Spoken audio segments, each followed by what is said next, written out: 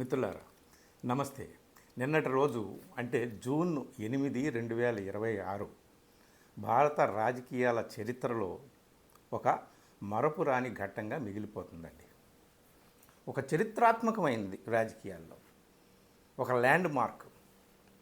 అబ్బా, అంత హిస్టారిక్ ఘటన ఏం జరిగిందయా అంటే, అధికార పార్టీ వారు తమ నివాసంలోకి ప్రతిపక్ష పార్టీ ఎంపీలను పిలిచి, ఇదిగో మీరు ఇంతమంది ఉన్నారు, ఇదిగో ఇంకా ఇంతమంది కావాలి, మీరు పార్టీ నుంచి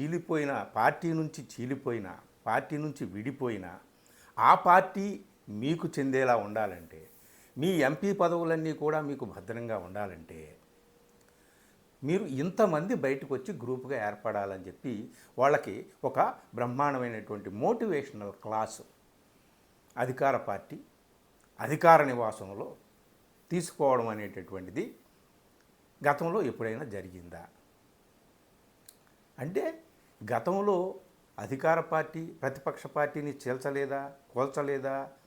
ఎమ్మెల్యేలు, ఎంపీలు, రాజ్యసభ సభ్యులు ఇలా జరగలేదా? తమ పార్టీని విడిచి గ్రూపుగా బయటకు వచ్చి జరగలేదా అంటే జరిగినాయి. కానీ నిన్నటి రోజు ఒక ల్యాండ్ మార్క్గా ఒక కొత్త సంప్రదాయం, సరికొత్త ఒరవడి బీజేపీ వారు ఈ దేశానికి అందించారన్నమాట. అదేమిటయ్యా అంటే, నిస్సిగ్గుగా, యథేచ్ఛగా, అధికారయుతంగా తమ అధికార నివాసంలోకే ప్రతిపక్ష పార్టీని పిలిచి మంతనాలు చేసి వాళ్ళకి అన్ని రకాలుగా జాగ్రత్తలు చెప్పి పంపించడం అనేటటువంటిది గతంలో ఎప్పుడు జరిగి ఉండదు. నాకైతే తెర వెనుక జరిగాయి. ఎందుకంటే అధికార పార్టీ బుజ్జగింపులు, అధికార పార్టీ ప్రలోభాలు, భయాలు ఏవైనా పెట్టకపోతే అవతలు వాళ్ళకి అంత ధైర్యం ఎలా వస్తుంది? తెర వెనుక మంత్రాంగాలు, యంత్రాంగాలు ఇవన్నీ కూడా తెర వెనుక జరిగాయి. అధికార పార్టీ ప్రతిపక్షంలో చీలిపోతున్నటువంటి గ్రూపు వీళ్ళు ఎక్కడో చోట కలుసుకునేవాళ్ళు. ఆ చీలిపోతున్నటువంటి వాళ్ళ ఇంట్లోనే ఎవరో ఒకళ్ళ ఇంట్లోనే కలుసుకునేవారు, లేదా అధికార పార్టీ వాళ్ళ ఇంట్లోనే కలుసుకునేది. ఇవన్నీ కూడా తెలిసేవి కాదనమాట. వాళ్ళు బయటికి వచ్చేసిన తర్వాత తమ పార్టీని వదిలిపెట్టేసి ఒక గ్రూపుగా ఏర్పడి వెళ్ళి, ఇదిగో మేము ఇంతమంది ఉన్నాం అని చెప్పి తమ జాబితాను సమర్పించుకొని, అప్పుడు ఇదిగో మేము అధికార పార్టీకి సంబంధించినటువంటి ఎన్డీఏకి లేదా యూపీఏకి మద్దతు ఇస్తున్నామని చెప్పినటువంటి ఘటనలు ఉన్నాయి. కానీ అసలు ఆ ప్రతిపక్ష పార్టీకి చెందినటువంటి ఎంపీలు చీలిపోకుండా, బయటకు రాకుండా, ఏ అనౌన్స్మెంటు చేయకుండా డైరెక్ట్గా అధికార పార్టీకి చెందినటువంటి యూనియన్ మినిస్టర్ అండి భూపేంద్ర యాదవ్, బీజేపీ, ఆయన నివాసంలో తృణమూల్ కాంగ్రెస్ ఎంపీలందరూ కూడా అక్కడ సమావేశం కావడం, ఆ ఫోటోలన్నింటినీ కూడా పబ్లిక్గా పెట్టడం, ఈ తృణమూల్ కాంగ్రెస్కి చెందినటువంటి ఎంపీలను ఎప్పుడోకప్పుడు వీళ్ళు చీలుస్తారు అన్న సంగతి అందరికీ తెలుసు. ఆల్రెడీ బెంగాల్లో 80 మంది టీఎంసీ ఎమ్మెల్యేల్లో 60 మందిని చీల్చేశారు. రితబ్రత బెనర్జీ నేతృత్వంలో అక్కడ అయిపోయింది. అక్కడ ఎమ్మెల్యేలు పని అయిపోయింది. నెక్స్ట్ టార్గెట్ ఎంపీలే అన్న సంగతి మనందరికీ తెలుసు. కానీ నిన్నటి రోజున జరిగినటువంటి ఈ పరిణామాలు చూస్తే ఎప్పటికీ మర్చిపోను. అంటే ముందు ఈ దేశంలో ఇక ఎలాంటి తెర వెనక ఏవీ జరగవు, అంతా తెర మీదే జరుగుతాయి, చూసుకోండి, ఇదిగో మేము ఇలాగే చేస్తాము, మాకు అన్ని రకాల బలాలు ఉన్నాయి, భయపెడతాం లేదా ప్రలోభ పెడతాం, ఏమైనా చేస్తాం, వాళ్ళకి డైరెక్షన్ కూడా ఇస్తాం, ఇలా చేయాలి అలా చేయాలని తేల్చి చెప్పినటువంటిది. సో మిత్రులారా, మోడీ గారి అనుంగు మంత్రివర్యుడు భూపేంద్ర యాదవ్ గారి అధికార నివాసంలో, అటుపక్క సుప్రీంకోర్టు 2-3 కిలోమీటర్ల దూరంలో, ఇటుపక్క పార్లమెంట్ 2-3 కిలోమీటర్ల దూరంలో ఉంది. ఆయన నివాసంలో టీఎంసీ ఎంపీలు సమావేశమయ్యారండి. ఇది అంటే ఇక నువ్వు సిగ్గుపడాల్సిన పని లేదు, భయపడాల్సిన పని లేదు. ఇలాంటి రాజకీయాలన్నీ కూడా యథేచ్ఛగా చేసుకోవచ్చు అని చెప్పి ఒక కొత్త సంప్రదాయాన్ని భారతదేశంలో రాబోయే తరాల రాజకీయాల్లోకి ప్రవేశించేటటువంటి రాబోయే తరాల వారికి కూడా చెప్పినట్టు అయిందనమాట. చాలా అద్భుతమైనటువంటి సందేశాన్ని బీజేపీ వారు ఇచ్చారు. ఇది ఇంకొక రకంగా కూడా మనం నిన్నటి రోజున గుర్తుపెట్టుకోవాలి. సరిగ్గా ప్రతిపక్ష పార్టీల ఇండియా కూటమి ఏదైతే ఉందో 23 పార్టీల వారు సమావేశం అవుతున్నారు. వాళ్ళక్కడ సమావేశం అవుతున్నారు. ఇక్కడ వీళ్ళు తృణమూల్ కాంగ్రెస్ ఎంపీలు, భూపేంద్ర యాదవ్ అధికార పార్టీ క్యాబినెట్ మంత్రి, ఆయన నివాసంలో సమావేశం అవడం చూడండి, కోఇన్సిడెన్స్ కాదు, వెల్ ప్లాన్డ్ అన్నమాట ఇదంతా. వాళ్ళు ప్రతిపక్షాలు సమావేశమై ఏమి డిమాండ్లు చేస్తారు ఏమిటి అనేటటువంటిది వీళ్ళకి ఎలాగో తెలుసు. అరే నాయనా, మీరక్కడ మీ యూనిటీని ప్రదర్శించుకోవడం కోసం మీరు సమావేశం అవుతున్నారు, మీకు ఏ యూనిటీ లేదు, మీరు యునైటెడ్గా ఉండడానికి అవకాశమే లేదు, చూసుకోండి అని చెప్పి ఇక్కడ ఒక సంకేతం ప్రతిపక్షాలకు కూడా ఇవ్వడానికి వీళ్ళు ఇక్కడ భూపేంద్ర యాదవ్ దగ్గర సమావేశమయ్యారు. ఎవరి ఆధ్వర్యంలో సమావేశమయ్యారు? టీఎంసీకి చెందినటువంటి ఎంపీ ఆమె దస్తీదార్, ఆమె నేతృత్వంలో సమావేశమైనట్టు ఆమె బయటకు వచ్చి మాకు 20 మంది ఎంపీలు మద్దతు ఉంది, రేపో మాపో లిస్టు సబ్మిట్ చేస్తాము స్పీకర్కి అని ఆమె బహిరంగంగా తనకు బాగా దగ్గరగా ఉన్నట్టు క్లోజ్ సర్కిల్స్కి చెప్పింది. బహిరంగంగానే చెప్పింది, అది బహిరంగ రహస్యమే అన్నట్టు. ఎంతమంది సమావేశం అయ్యారు కానీ కాదు, 29 మంది టీఎంసీ ఎంపీలు ఉన్నారు. 29 మందిలో 2/3 ఉంటే తప్ప చీలిపోయిన వాళ్ళు, వాళ్ళకి పార్టీ సింబల్ రాదు, వాళ్ళకి గుర్తింపు రాదు, వాళ్ళ ఎంపీ పదవులు భద్రంగా ఉండవు. కాబట్టి వాళ్ళు 20 మంది కావాలి. సో 20 మంది ఎవరెవరు ఉన్నారు, ఎలా ఉన్నారు, ఎంతమంది ఉన్నారని మంతనాలు జరుగుతున్నాయన్నమాట. సరిగ్గా అధికార పార్టీకి చెందినటువంటి మంత్రివర్యుని ఇంటిలో పైనుంచి భగవంతుడు చూస్తూ ఉన్నట్టు పైనుంచి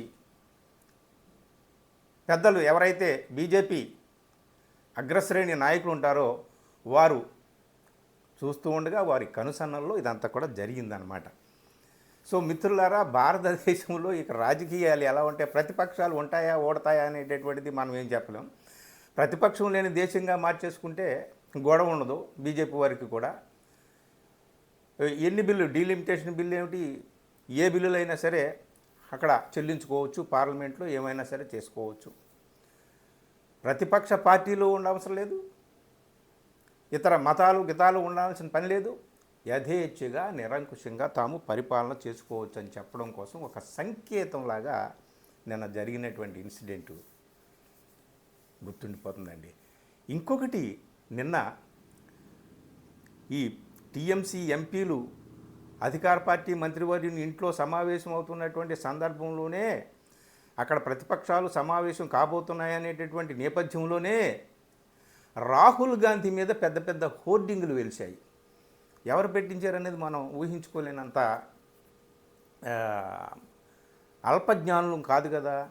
రాహుల్ గాంధీని మమతా బెనర్జీ, పినరయ్ విజయన్, అలాగే అఖిలేష్ యాదవ్, లేదా డిఎంకే నేత స్టాలిన్, లేదా ఆమ్ ఆద్మీ పార్టీ నేత కేజ్రీవాల్ అప్పుడప్పుడు వాళ్ళకి ఏదో కోపం వచ్చినప్పుడు రాహుల్ గాంధీ మీద చేసినటువంటి విమర్శలు ఉన్నాయి కదండి, అవన్నీ కూడా హోర్డింగ్లా పెట్టేశారు. ఎవరు పెట్టారు ఏంటనేది మనం ఊహించుకోవచ్చు. సో ఈ విధంగా అంటే ప్రతిపక్షాలు సమావేశం అవుతున్న సందర్భంలోనే రాహుల్ గాంధీని టార్గెట్ చేసి ఆయన మేమంతా యునైటెడ్గా ఉన్నామని చెప్పుకునేటటువంటి పార్టీలు ఎంత యునైటెడ్గా ఉన్నారో తెలుసుకోండి అని చెప్పడం కోసం ప్రపంచానికి ఆ హోర్డింగ్లు పెట్టారు. సరే, కాంగ్రెస్ కార్యకర్తలు ఆ హోర్డింగ్లు తీశారనుకోండి. ఇది కూడా మనం నిన్నటి రోజున ఆ చరిత్రాత్మకమైనటువంటి రోజుగా జూన్ 8, 2026ని మలచారే మహానుభావులు, వారందరూ కూడా ఇదిగో ఈ సందర్భంగా కూడా రాహుల్ గాంధీని టార్గెట్ చేయడం అనేది, రాహుల్ గాంధీని టార్గెట్ చేయాలి, ఇతర ప్రతిపక్షాలని టార్గెట్ చేయాలి, ప్రతిపక్షాలను విడివిడిగా కూల్చివేయాలి, చీల్చివేయాలి. ఇప్పుడు భయం ఏమిటాయంటే ఉద్ధవ్ ఠాక్రేకి భయం పట్టుకుంది. అరే నాయన, నెక్స్ట్ టార్గెట్ మనమేనేమో అని. ఎందుకంటే ఆల్రెడీ శివసేనని చీల్చేశారు, ఈయనకి ఏదో 9 మంది ఎంపీలు ఉన్నారు, ఇప్పుడు ఆ 9 మంది ఎంపీలను కూడా అట్లా లాక్కుంటారా? శరద్ పవార్కి భయం పట్టుకుంది. ఒక 8 మంది ఆయనకి ఎంపీలు ఉన్నారు. ఆల్రెడీ ఆయన ఎన్సీపీని కూడా చీల్చి పడేశారు. ఈయన గ్రూపులో ఒక 8 మంది ఎంపీలు ఉన్నారు. ఈయనకి కూడా భయం పట్టుకుంది. ఎక్కడెక్కడ ప్రతిపక్ష పార్టీలు డిఎంకేకి భయం పట్టుకుంది. ఇప్పుడు మా పని ఏమవుతుందా అని చెప్పి. అంటే ప్రతిపక్షాలని చీల్చి ఎన్నికల్లో గెలవడం ఇదంతా చాలా పెద్ద తత్వం. ఇంకా 2-3 సంవత్సరాలు ఉంది జనరల్ ఎలక్షన్స్కి. అప్పుడు కూడా 240 సీట్లే వచ్చినాయి మొన్న. అబ్కి బార్ 400 పార్ అన్నారు. ఇప్పుడు వస్తాయో రావో తెలియదు. కాబట్టి ఈ గొడవంతా ఎందుకండి? ఎన్నికల దాకా ఎందుకు? ఎన్నికల దాకా ఆగాల్సిన పని ఏంటి? మన చేతిలో సిబిఐ ఉంది, ఇన్కమ్ ట్యాక్స్ ఉంది, ఈడీ ఉంది, ఎన్నికల కమిషన్ ఉంది. చాలా అస్త్రాలు ఉన్నాయి కదా. ఏదో ఒక అస్త్రం, ఇటు నుంచి ఒక ఆగ్నేయాస్త్రం, ఇటు నుంచి ఒక పాశుపతాస్త్రం, ఇలా తీసినట్టుగా అలాగ అస్త్రాలను ఉపయోగిస్తే సరిపోతుంది కదా. ఎందుకు అవసరం ఏంటి ఇంకా ఎన్నికలు? సో ప్రతిపక్షాల్లో మిగిలినటువంటి ఎంపీలు ఉన్నారు కదా, వాళ్ళని మనం లాగేసుకుంటే దేన్నైనా సరే మనం ఏ బిల్లునైనా ఏ చట్టాన్నైనా సరే చేసేసేయచ్చు యథేచ్ఛగా. ఇది నిన్న జరిగినటువంటి ఈ భూపేంద్ర యాదవ్ ఇంట్లో జరిగినటువంటి టీఎంసీ ఎంపీల సమావేశం ద్వారా వాళ్ళు, అంటే అధికార పార్టీ వాళ్ళు, దేశానికి, రాజకీయ నాయకులకి, ప్రతిపక్షాలకి అందరికీ ఇచ్చినటువంటి సందేశం అదనమాట. నాయన మీరు ఎన్నికల కోసం, పోరాటాల కోసం మీరంతా కూడా ఈ విధమైనటువంటి కూటములు ఏర్పాటు చేసుకుంటున్నారేమో, ఎన్నికల దాకా మేమెందుకు ఆగుతాం నాయన, కబడ్దారు కాచుకోండి, అయిపోయింది మీ పని అని చెప్పేసి చెప్తారనమాట. ఆల్రెడీ కాంగ్రెస్ పార్టీకి కమ్యూనిస్టులకి, కాంగ్రెస్ పార్టీకి టీఎంసీకి, అలాగే కాంగ్రెస్ పార్టీకి ఆమ్ ఆద్మీ పార్టీకి ఇట్లా మధ్యలో వీళ్ళకి రిఫ్ట్లు ఉన్నాయి కదా. సో వీటిని ఉపయోగించుకోవాలి, రాహుల్ గాంధీని టార్గెట్ చేయాలి. ఇవన్నీ కాకుండా తమ నంబర్ పెంచుకోవాలన్నమాట. అంటే తమ మద్దతుదారుల నెంబర్ పెంచుకోవాలి, ఎన్డీఏ నెంబర్ పెంచుకోవాలి. ఏకఛత్రాధిపత్యంగా, యథేచ్ఛగా, నిరాటంకంగా ఏమి చేయాలంటే పార్లమెంట్లో అది చేయడానికి అనువైనటువంటి నంబర్ కావాలి. కేవలం 240 ఉన్నాయి బీజేపీకి. కాబట్టి ఓవరాల్గా ఈ సంఖ్య పెంచుకునేటటువంటి ఒకే ఒక్క మార్గం ప్రతిపక్షాలని కంప్లీట్గా నిర్వీర్యం చేసేసి, కూల్చేసి, చీల్చేసి ఇటువైపు లాక్కుంటే వదిలిపోతుంది. ఇంక ఎన్నికల్లో ఇంకా 2-3 ఏళ్ల తర్వాత ఆలోచించవచ్చు. అందుకని మిత్రులారా, నిన్నటి రోజు జూన్ 8, 2026 అనేది ఈ భారతదేశ రాజకీయాల చరిత్రలో కొత్త వరవడిని దిద్దినటువంటి, కొత్త అధ్యాయానికి తెరతీసినటువంటి మహానుభావులుగా బీజేపీ వారు గుర్తుండిపోతారు. నిన్నటి రోజు కూడా గుర్తుండిపోతుంది. ఇక నిస్సిగ్గుగా ఎవరైనా అధికారంలో ఉన్నవాళ్ళు ఎవరైనా సరే తమ అధికార నివాసానికి ప్రతిపక్షాల వాళ్ళని పిలిచి విందులు వినోదాలు చేసి వాళ్ళకి అన్ని రకాలుగా మంత్రోపదేశాలు చేసి తమలోకి లాక్కోవడం అనేటటువంటిది చేసుకోవచ్చు. ఇక ముందు చట్టం కూడా చేస్తారేమో దీనికి సంబంధించి. ఎవరు ఏ ప్రయత్నాలైనా సరే దొడ్డిదాన్ని చేసుకోవాల్సిన పని లేదు, తెర వెనుక చేసుకోవాల్సినటువంటి పని లేదు, డైరెక్ట్గానే చేసుకోవచ్చు, రోడ్డు మీద కూర్చొని హాయిగా మాట్లాడుకోవచ్చు అని చెప్పకనే చెప్పారు. అందుకనే నిన్నటి రోజు బాగా గుర్తుండిపోవాలి, చరిత్రలో నిలిచిపోవాలి. అటువంటి చరిత్రాత్మకమైనటువంటి రోజును ప్రసాదించిన మహానుభావులకి మనం నమస్కారాలు పెడదాం. Thank you.